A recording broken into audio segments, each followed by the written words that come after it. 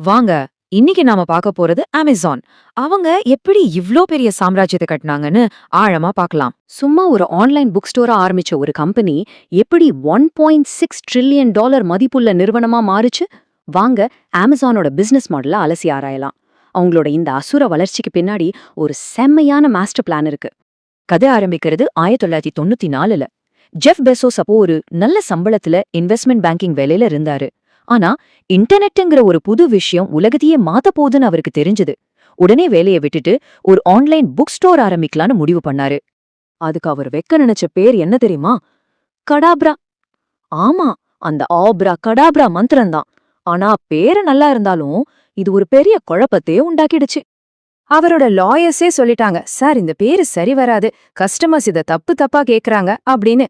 அதனாலதான் அவர் அமேசான்கிற பேரு தேர்ந்தெடுத்தார். உலகத்தோட மிகப்பெரிய நதியான அமேசான் மாதிரி தன்னோட கடையும் உலகத்தோட மிகப்பெரிய புத்தக கடையா இருக்கணும்னு ஆசைப்பட்டார். ஆனா அந்த இலக்கையெல்லாம் அவர் ரொம்ப சீக்கிரமாவே தாண்டி போயிட்டார். சரி, அமேசானோட வெற்றிக்கு பின்னாடி இருக்கிற முதல் ரகசியம் என்னன்னு பார்த்தா அது ஒரே ஒரு விஷயம் இல்ல. அதுக்கு பேரு ஃப்ளைவீல் எஃபெக்ட். தன்னைத்தானே வலுப்படுத்திக்கிற ஒரு சுழற்சி இது. இதை எப்படி கற்பனை பண்ணிக்கலாம்னா, ஒரு பெரிய கனமான சக்கரம் இருக்குன்னு வைங்க. அதை சுத்த ஆரம்பிக்கிறது தான் கஷ்டம். ஆனா ஒரு தடவை சுத்த ஆரம்பிச்சிருச்சுன்னா அதோட வேகம் கூடிக்கிட்டே போகும். அப்புறம் அதை நிறுத்தவே முடியாது. அதுதான் ஃப்ளைவீல் எஃபெக்ட். அமேசானுக்கு இது எப்படி வேலை செய்யுதுன்னு பார்க்கலாமா? ஸ்டெப் 1, விலையை குறைச்சு நிறைய பொருட்களை கொண்டு வர்றாங்க. இதனால கஸ்டமர்ஸ் உள்ள வர்றாங்க. ஸ்டெப் 2, கஸ்டமர்ஸ் அதிகமா வர்றதால மத்த விற்பனையாளர்களும் அமேசான்ல கடை போட வர்றாங்க. ஸ்டெப் 3, இப்போ இன்னும் நிறைய பொருட்கள், இன்னும் நல்ல செலக்ஷன் கிடைக்குது. இதனால அமேசானால இன்னும் விலையை குறைக்க முடியுது. பாத்தீங்களா, இந்த சக்கரம் மறுபடியும் முதல்ல இருந்து வேகமா சுத்துது. சரி, இந்த ஃப்ளைவீல் சக்கரத்தை இன்னும் படுவேகமா சுத்த வைக்க அமேசான் என்னெல்லாம் பண்ணுச்சுன்னு பார்க்கலாமா? 3 முக்கியமான விஷயங்கள் இருக்கு. முதல்ல ஒன் கிளிக் பட்டன். 1999ல இதுக்கு பேட்டன்ட் கூட வாங்குனாங்க. இது கஸ்டமர்ஸ்க்கு வாங்குறத ரொம்ப ஈஸியாக்கிடுச்சு. 2வது தடவை யோசிக்கிறதுக்குள்ள ஆர்டர் பண்ணிடலாம். ஆனா அது மட்டும் இல்ல, இந்த பட்டன் மூலமா கஸ்டமரோட பேரு, அட்ரஸ், பேமெண்ட் டீடைல்ஸ்னு எல்லா டேட்டாவையும் சேகரிச்சாங்க. இத வச்சு சரியான ஆளுக்கு சரியான விளம்பரத்தை காட்ட முடிஞ்சது. 2வது முக்கியமான விஷயம் அமேசான் மார்க்கெட் பிளேஸ்.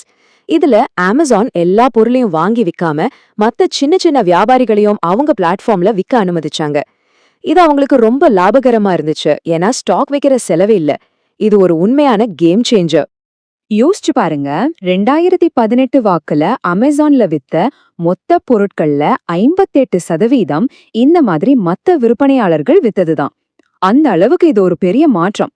3வது கண்டுபிடிப்பு இருக்கு பாருங்க, அது அவங்க வேணும்னே உருவாக்கல. அது தற்செயலா அவங்களோட சொந்த தேவைக்காக உருவான ஒரு மாஸ்டர் பீஸ். அமேசானுக்குள்ளேயே டேட்டாவை எல்லாம் சேமிச்சு வைக்கிறதுக்கு ஒரு பெரிய சிஸ்டம் தேவைப்பட்டுச்சு. அதுக்காக அவங்க உருவாக்குனது தான் அமேசான் வெப் சர்வீசஸ், அதாவது AWS. ஆனா அது எவ்ளோ பவர்ஃபுல்லா இருந்துச்சுன்னா மத்த பெரிய கம்பெனிகளான நெட்ஃபிளிக்ஸ், ஃபேஸ்புக் கூட அதை பயன்படுத்த ஆரம்பிச்சாங்க. இன்னைக்கு அமேசானோட மொத்த லாபத்துல சுமார் 40% இந்த AWSல இருந்து தான் வருது. இது நம்மள அமேசானோட இன்னொரு முக்கியமான ரூலுக்கு கூட்டிட்டு போகுது. அது என்னன்னா ஃபர்ஸ்ட் மூவர் அட்வான்டேஜ். அதாவது ஒரு சந்தையில முதல் ஆளா ஜெயிக்கணும், இல்லனா அந்த விளையாட்டுக்கே போகக்கூடாது. இத அவங்க வாழ்க்கையிலே பார்த்திருக்காங்க. உதாரணமா கிண்டல் ரீடர். அந்த மார்க்கெட்ல அவங்க தான் ஆள். லாபமே இல்லாம அதை வித்து மார்க்கெட்டையே புடிச்சாங்க. இன்னைக்கு அதுதான் நம்பர் 1. ஆனா ஃபயர்ஃபோன் விஷயத்துல லேட்டா வந்தாங்க.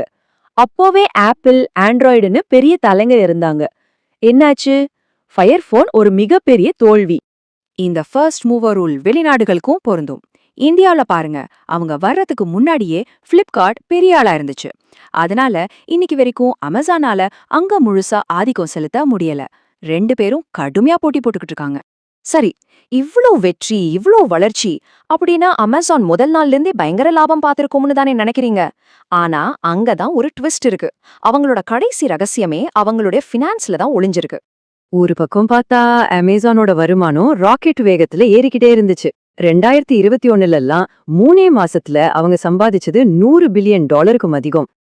ஆனா இன்னொரு பக்கம் அவங்களோட லாபத்தை எடுத்து பார்த்தா பெரிய ஆச்சரியம் காத்துக்கிட்டு இருக்கு. கிட்டத்தட்ட 10 வருஷத்துக்கும் மேல அந்த கம்பெனி லாபம்னே எதையும் பார்க்கல. கிட்டத்தட்ட 0. இதுதான் ஜெஃப் பெசோஸோட மாஸ்டர் பிளான். அவரு அப்போதைக்கு வர்ற லாபத்தை பத்தி கவலையே படல. வர்ற ஒவ்வொரு டாலரையும் திரும்பவும் கம்பெனிலே முதலீடு பண்ணாரு. எதுக்கு? கம்பெனிய இன்னும் பெருசாக்க, அந்த ஃப்ளைவீல இன்னும் வேகமா சுத்த வைக்க. சரி, எல்லாத்தையும் ஒன்னு சேர்த்து பாப்போம். அப்போ இந்த அமேசான் சாம்ராஜ்யத்தோட ரகசிய ஃபார்முலா என்ன? அவங்க வெற்றிக்கு ஒரே ஒரு காரணம் கிடையாது. முதல்ல அந்த ஃப்ளைவீல் எஃபெக்ட், ரெண்டாவது அந்த one click market place, AWS மாதிரியான புத்திசாலித்தனமான கண்டுபிடிப்புகள், மூணாவது முதலாளா இருக்கணுங்கிற ரூல், கடைசியா ரொம்ப முக்கியமா லாபத்தை விட வளர்ச்சி தான் முக்கியம்னு நினைச்ச அவங்களோட நீங்க கால பார்வை. இது எல்லாம் சேர்ந்த ஒரு பவர்ஃபுல் காம்போ தான் அமேசான். இப்போ கடைசியா ஒரு கேள்வி. ஒரு கம்பெனி ஜெயிக்கிறதுக்காக மட்டுமே 20 வருஷ லாபமே வேண்டான்னு முடிவு பண்ணா அந்த கம்பெனியோட மத்தவங்க எப்படிதான் போட்டி போட முடியும்? யோசிச்சு பாருங்க.